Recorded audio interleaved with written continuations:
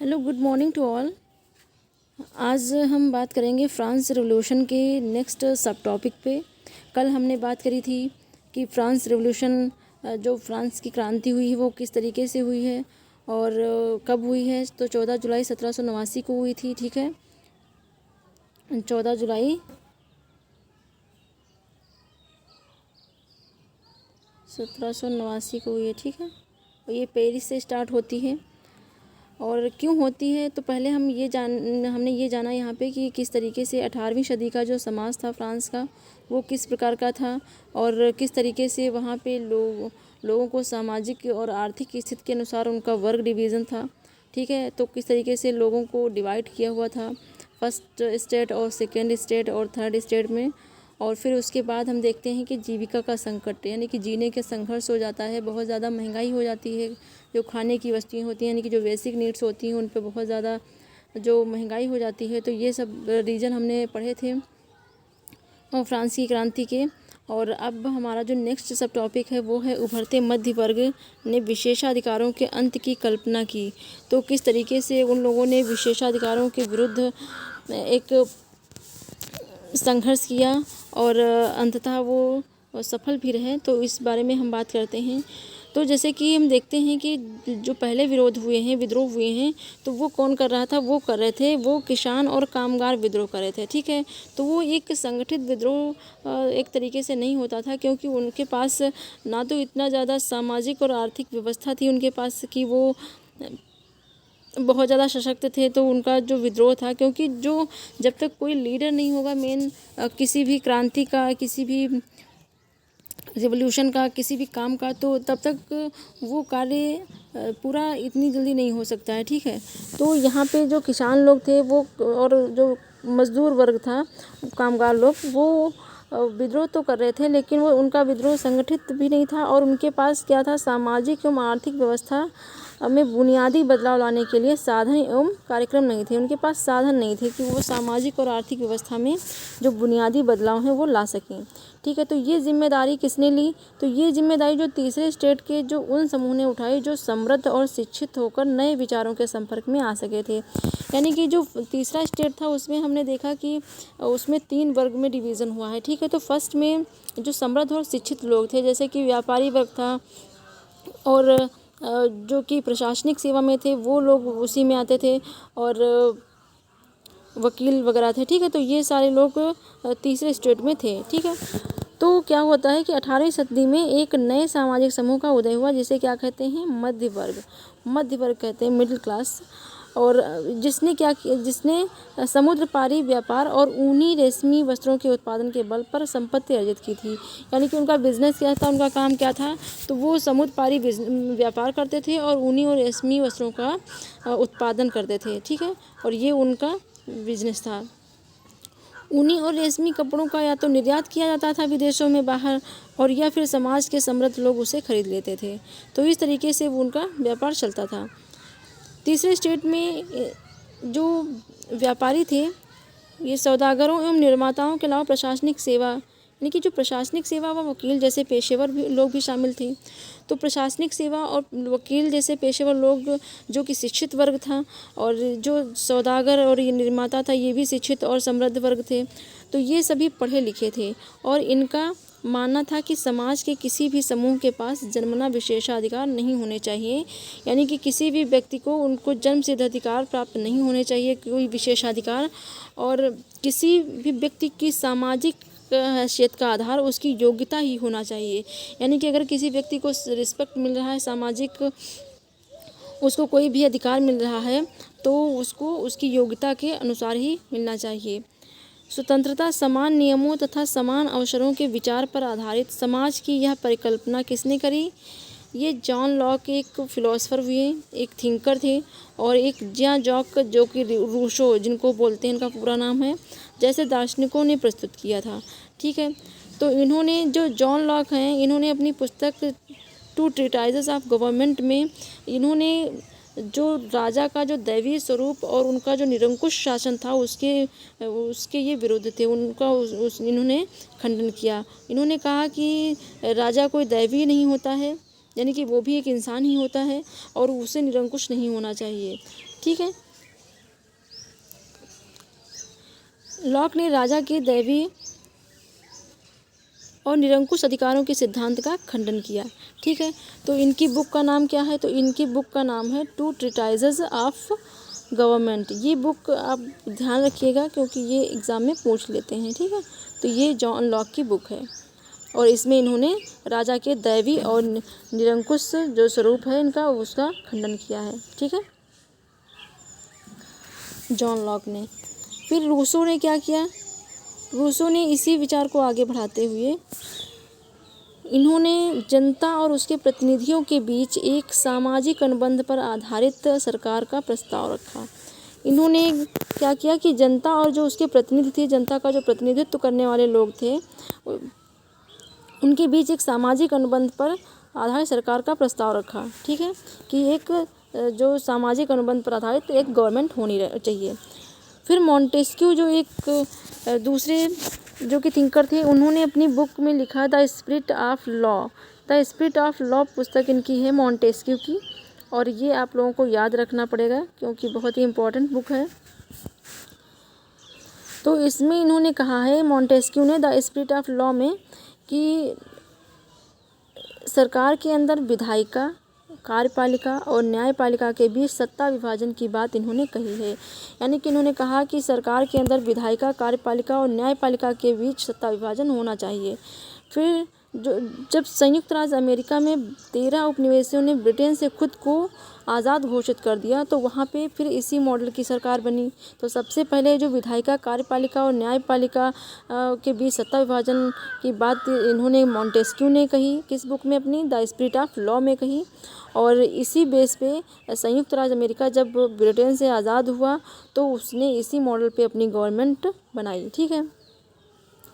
France के राजनीतिक चिंतकों के लिए अमेरिकी संविधान और उसमें दी गई व्यक्तिगत अधिकारों की गारंटी जो है प्रेरणा का एक महत्वपूर्ण स्रोत था। यानी कि जब फ्रांस के राजनीतिक चिंतकों ने देखा, उन थिंकर्स ने देखा कि अमेरिका में संविधान बना है, वहाँ पे जो व्यक्तिगत अधिकारों की गारंटी जो मिली हुई है, उनको फंडामेंटल राइट्स मिले हुए हैं, तो फिर उनको एक बहुत ही प्रेरणा मिली जिससे वो आगे और बढ़ सके क्रांति के लिए। फिर यहाँ दार्शनिकों ने इन विचारों पर कॉफ़ी हाउसों व सैलॉन की गोष्ठी, यानी कि वहीं तक वो सीमित नहीं रहा, यहाँ कॉफ़ी हाउसों और सैलॉन की गोष्ठियों में भी गर्मा गर्म बहस हुआ करती थी और पुस्तकों और अखबारों के माध्यम से इनका व्यापक प्रचार प्रसार हुआ। फिर जो अब जाहिर सी बात है कि सभी लोग तो पढ़े लिखे लोग नहीं थे उस टाइम। ठीक है, तो क्या होता था कि वहाँ पर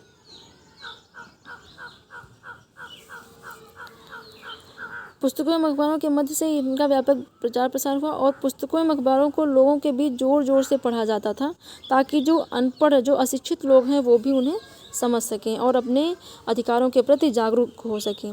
इसी समय लुई सोल्वे के द्वारा राज्य के खर्चों को पूरा करने के लिए फिर से कर लगाए जाने की खबर, यानी कि राज्य पर इतना ज़्यादा कर्ज था तो इसलिए लुई सोल्वे ने क्या किया, राज्य के खर्चों को पूरा करने के लिए फिर से टैक्स लगा दिया। और टैक्स लगाए जाने की खबर से विशेषाधिकारों वाली व्यवस्था के विरुद्ध जो यानी कि मध्य वर्ग था उसमें क्या हुआ, गुस्सा भड़क उठा। अब ये देखते हैं कि कर जो है, ये कर राजा को क्या खुद उसको अधिकार प्राप्त है कि वो कर लगा सकता था या फिर किस तरीके से कर लगाया जाता था।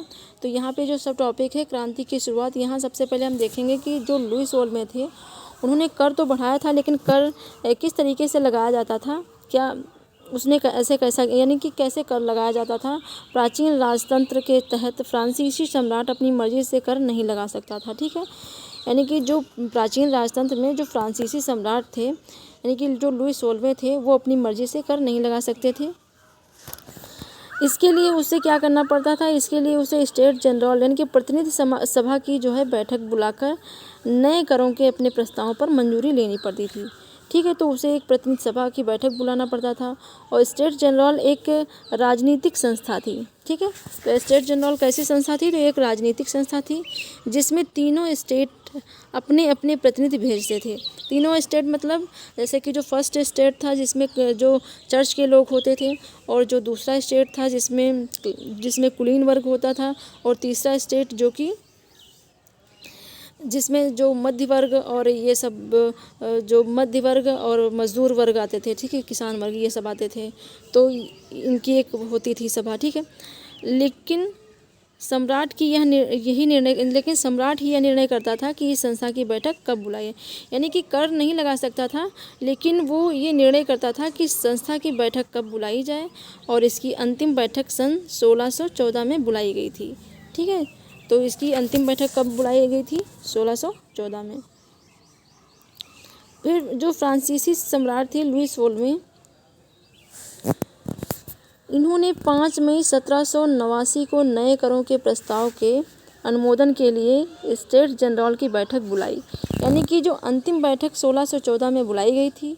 और फिर जो फ्रांसीसी सम्राट जो लुई 16वें थे, उन्होंने 5 मई कब बुलाई थी? 5 मई 1789 को नए करों के प्रस्ताव के अनुमोदन के लिए स्टेट जनरल की बैठक बुलाई थी। प्रतिनिधियों की जो मेज़बानी के लिए एक वर्साई के एक आलीशान भवन को सजाया गया था, ठीक है। वर्साई में बैठक होती थी। पहले और दूसरे स्टेट्स ने इस बैठक में अपने 300 प्रतिनिधि, यानी कि जो पहला स्टेट था उसके 300 प्रतिनिधि होते थे, और जो दूसरा स्टेट था उसके 300 प्रतिनिधि भेजे, जो आमने सामने की कतारों में बिठाए जाते थे, जो कि यानी कि आमने सामने की कतारों में बिठाए जाते। और तीसरे स्टेट के जो लोग थे उसमें 600 प्रतिनिधि थे। 600 प्रतिनिधि उनके पीछे खड़े किए जाते थे, ठीक है। यानी कि जो फर्स्ट और सेकेंड स्टेट के लोग थे जिनके 300 प्रतिनिधि थे, वो आमने सामने की कतारों में बिठाए जाते थे। और जो तीसरा स्टेट था जिसके 600 प्रतिनिधि थे, उनके पीछे खड़े किए गए, यानी कि उनके पीछे खड़े किए गए। तीसरे स्टेट का प्रतिनिधित्व इसके अपेक्षाकृत समृद्ध एवं शिक्षित वर्ग कर रहे थे, ठीक है। यानी कि जो मध्य वर्ग था, जो समृद्ध और शिक्षित वर्ग थे, वो कर रहे थे तीसरे वर्ग का जो प्रतिनिधित्व। किसानों, औरतों और कारीगरों की सभा में प्रवेश में जो है वर्जित था, यानी कि किसान, औरत और कारीगर उस सभा में नहीं जा सकते थे। फिर भी लगभग कितने 40,000 पत्रों के माध्यम से उनकी शिकायतों एवं मांगों की सूची बनाई गई, जिसे प्रतिनिधि अपने साथ लेकर आए थे। फिर क्या होता है? फिर इसके बाद जो है स्टेट जनरल के नियमों के अनुसार प्रत्येक वर्ग को एक मत देने का अधिकार होता है, यानी कि अगर फर्स्ट स्टेट है तो उसका जो फर्स्ट स्टेट होगा, ठीक है, फर्स्ट को एक मत देने का अधिकार होगा, ठीक है, उसका पूरा जो है एक माना जाएगा। एक मिनट,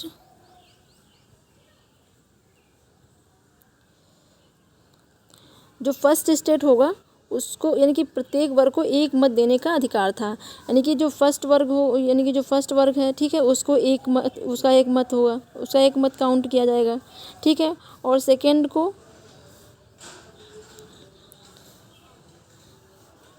को भी एक मत देने का अधिकार होगा, ठीक है, सेकंड के लिए भी एक होगा। और जो थर्ड होगा उसमें लोगों की संख्या तो ज़्यादा है, यानी कि 600 है, लेकिन उनका मत भी एक ही काउंट होगा, ठीक है। तो इस तरीके से वोटिंग होती थी। तो जनरल स्टेट के नियमों के अनुसार प्रत्येक वर्ग को एक मत देने का अधिकार था। इस बार भी लुई 16वें की इसी प्रथा का पालन करने के लिए दृढ़ प्रतिज्ञ था, क्योंकि होता ये था कि जो फर्स्ट और सेकेंड स्टेट था, वो लोग अगर वोट अपनी एक पक्ष में दे देते थे तो 2 वोट हो जाती थी, तो वो जाहिर सी बात है कि उनका जो कोई भी अनुमोदन होता था वो पारित हो जाता था, ठीक है। और ये तो फिर जो थर्ड स्टेट था इसके मत का कोई इतना महत्व नहीं था। परंतु तीसरे वर्ग के प्रतिनिधियों ने मांग रखी, उन्होंने, क्योंकि वो समझ गए थे ना कि हमारी वोट का इतना कोई महत्व नहीं, तो उन्होंने मांग रखी कि अब की बार पूरी सभा द्वारा मतदान कराया जाए, यानी कि प्रत्येक सदस्य को एक मत देने का अधिकार होना चाहिए। तो यह एक लोकतांत्रिक सिद्धांत था, ठीक है, जिसे मिसाल के तौर पर रूसो ने अपनी पुस्तक द सोशल कॉन्ट्रैक्ट में लिखा। तो रूसो ने जो लोकतांत्रिक सिद्धांत का जो मत है वो सबसे पहले किसके द्वारा दिया गया? तो ये रूसो के द्वारा। रूसो ने अपनी पुस्तक द सोशल कॉन्ट्रैक्ट में ऐसा इन्होंने बताया है लोकतांत्रिक सिद्धांत के बारे में, ठीक है। तो ये बुक भी आप लोगों को याद रखनी है, एग्ज़ाम में आ जाती है और बहुत ही इम्पोर्टेंट बुक है। जब सम्राट ने इस प्रस्ताव को अस्वीकार कर दिया, यानी कि उसने कहा कि जो प्रत्येक सदस्य है वो मत नहीं देगा, यानी कि सम्राट ने कहा कि ऐसा अगर होगा तो फिर गड़बड़ हो जाएगी, तो तीसरे स्टेट के प्रतिनिधि विरोध जताते हुए सभा से बाहर चले जाते हैं। ठीक है, तीसरे स्टेट के प्रतिनिधि खुद को संपूर्ण फ्रांसीसी राष्ट्र का प्रवक्ता मानते थे। फिर क्या होता है कि 20 जून को ये प्रतिनिधि वर्साई के इंडोर टेनिस कोर्ट में जमा हो जाते हैं। उन्होंने अपने आप को नेशनल असेंबली घोषित कर दिया। नेशनल असेंबली घोषित कर दिया। और किसने अपने आप को नेशनल असेंबली घोषित किया? तो ये जो तीसरे स्टेट के प्रतिनिधि थे। और कब किया? तो ये 20 जून को। ठीक है, 20 जून को ऐसा किया। और शपथ ली कि जब तक सम्राट की शक्तियों को कम करने वाला संविधान तैयार नहीं हो जाता है तब तक असेंबली भंग नहीं होगी। उनका नेतृत्व किसने किया इस जो प्रतिनिधि का? तो मिराबियो और आब्बे ने किया है। ठीक है, तो ये नेशनल असेंबली को बनाने का जो प्रतिनिधित्व तो है ये जो है मिराबियो और आब्बे सीए ने किया है। इनका नाम आपको याद रखना है। मिराबियो का जन्म कुलीन परिवार में हुआ था, लेकिन वह जो है कुलीन परिवार में जन्म तो हुआ था उसका, लेकिन वो सामंती विशेषाधिकारों वाले समाज को खत्म करने की ज़रूरत से सहमत था। उसने एक पत्रिका निकाली और जो है वर्साई में जुटी भीड़ के समक्ष जोरदार भाषण भी दिए। ठीक है, आब्बे सीए मूलतः पादरी था और उसने तीसरा स्टेट क्या है ये बुक किसने लिखी? उसने मतलब इस शीर्षक से एक अत्यंत प्रभावशाली प्रचार पुस्तिका यानी कि पैम्फलेट जारी किया। पैम्फलेट का नाम क्या है जो कि आब्बे सीए ने जारी किया? इसका नाम है तीसरा स्टेट क्या है। ठीक है, और किसने जारी किया? तो ये आब्बे सीए ने जारी किया है।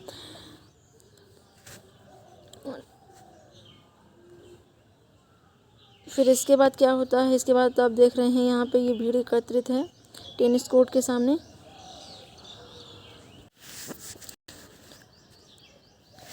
जिस वक्त नेशनल असेंबली संविधान का प्रारूप तैयार करने में व्यस्त थी, पूरा फ्रांस आंदोलित हो रहा था। कड़ाके की ठंड के कारण फसल मारी गई थी और पाव रोटी की कीमतें आसमान छू रही थी।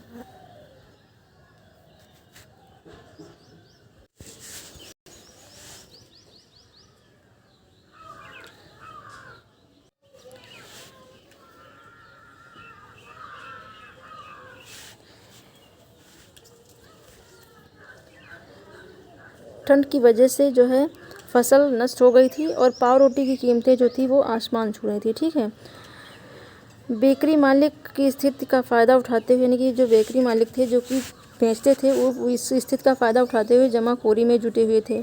ठीक है, बेकरी की दुकानों पर घंटों के इंतज़ार के बाद गुस्साई औरतों की भीड़ ने दुकान पर धावा बोल दिया। दूसरी तरफ सम्राट ने सेना को पेरिस में प्रवेश करने का आदेश दे दिया था। और जैसा कि हमने प्रस्तावना में पढ़ा था कि सम्राट ने सेना को पेरिस में प्रवेश करने का जो है आदेश दिया था। और ये अफवाह ये फैल गई थी कि उसने सेना को जनता पर गोलियां चलाने के लिए भेजा है। ठीक है, गोलियां चलाने का आदेश उसने दिया है। तो इसी क्रुद्ध भीड़ ने ये सब देख के 14 जुलाई 1789 को बास्तिल पर धावा बोलकर उसे नष्ट कर दिया, नेस्तानाबूद कर दिया। ठीक है,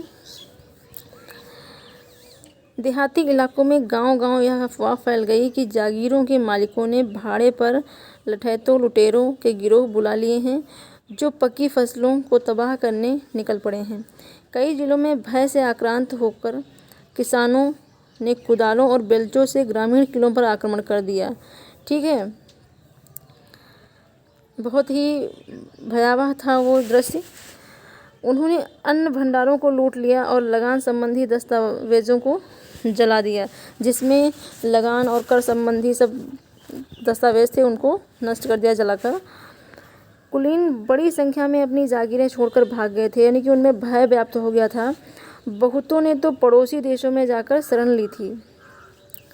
अपनी विद्रोही प्रजा की शक्ति का अनुमान करके लुई 16वें ने अंततः नेशनल असेंबली को मान्यता दे दी और यह भी मान लिया कि उसकी सत्ता पर अब से संविधान का अंकुश होगा। ठीक है, 4 अगस्त 1789 की रात को असेंबली ने करों, कर्तव्यों, बंधनों वाली सामंती व्यवस्था के उन्मूलन का आदेश पारित किया। तो करों, कर्तव्यों और बंधनों वाली सामंती व्यवस्था के उन्मूलन का आदेश कब पारित हुआ? तो 4 अगस्त 1789 की रात को। ठीक है। पादरी वर्ग ने लोगों को भी अपने विशेषाधिकारों को छोड़ देने के लिए विवश किया गया। ठीक है। तो जो पादरी वर्ग जो टाइद कर ले रहे थे, धार्मिक कर जो कि था उनके, और जो कर नहीं दे रहे थे, उस विशेषाधिकारों को छोड़ देने के लिए विवश किया गया। ठीक है। और धार्मिक कर समाप्त कर दिया गया और चर्च का स्वामित्व वाली भूमि जब्त कर ली गई थी। इस प्रकार कम से कम 20 अरब लिब्रों की इसकी जो संपत्ति, लिब्रे की जो संपत्ति, वो सरकार के हाथ में आ गई थी। अब नेक्स्ट हेडिंग जो कि फ्रांस संवैधानिक राजतंत्र बना, तो इसके बारे में हम नेक्स्ट वीडियो में बात करेंगे। और अगर आप लोगों को कोई भी सुझाव देना है तो आप कमेंट बॉक्स में दे सकते हैं, जिससे हम और इसमें सुधार कर सकते हैं। ठीक है। Thank you so much.